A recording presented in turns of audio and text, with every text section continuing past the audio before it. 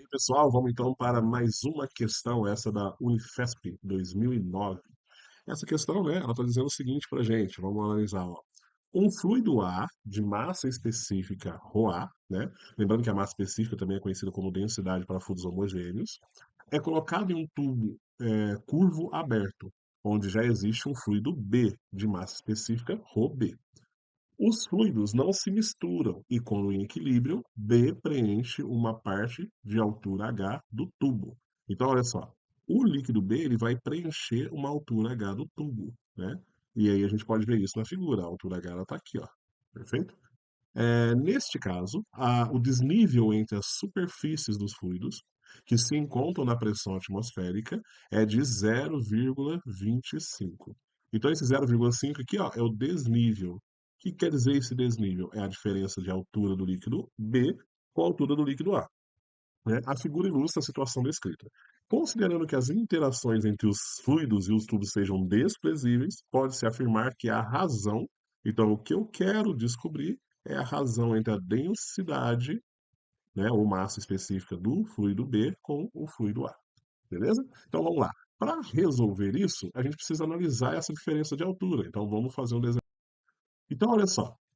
A gente tem aqui a altura H. Essa altura H é a altura do fluido B.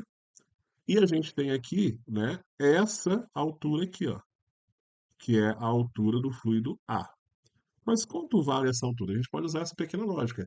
Se o B é essa altura H, quer dizer que o A vai ser o quê? Vai ser H menos 0,25 H.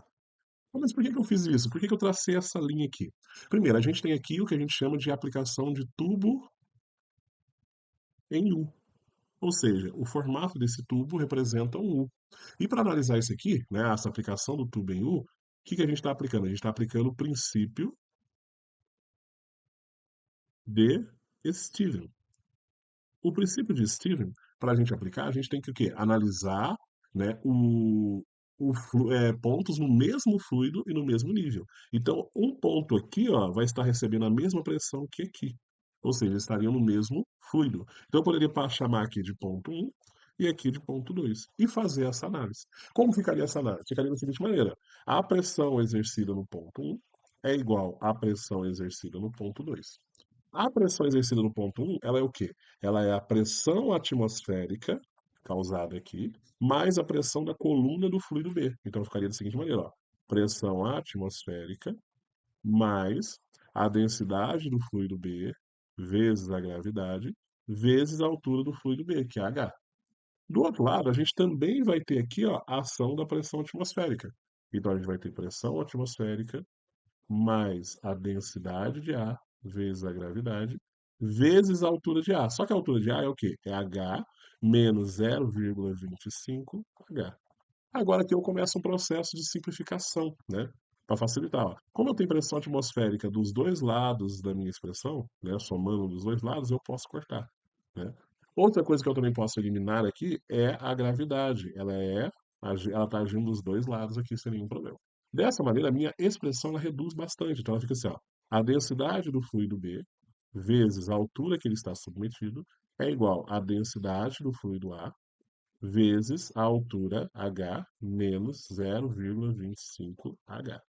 Agora aqui eu posso fazer já uma operação matemática, né? H menos 0,25 H dá 0,75. Então, a densidade A vezes 0,75 H, isso aqui é igual a densidade B vezes H. Então, aqui também eu posso fazer um processo de simplificação. Eu tenho H multiplicando dos dois lados dessa igualdade. Então, eu obtenho agora aqui a seguinte relação. A densidade de B, ela é igual à densidade de A vezes 0,75. Então, eu posso concluir que a densidade de B dividido pela densidade de A, ou seja, a razão entre a massa específica de B com a massa específica de A, é 0,75. Ou seja, eu obtenho aqui a resposta que é a letra A. Então, pronto. Nosso exercício foi resolvido. Valeu, pessoal.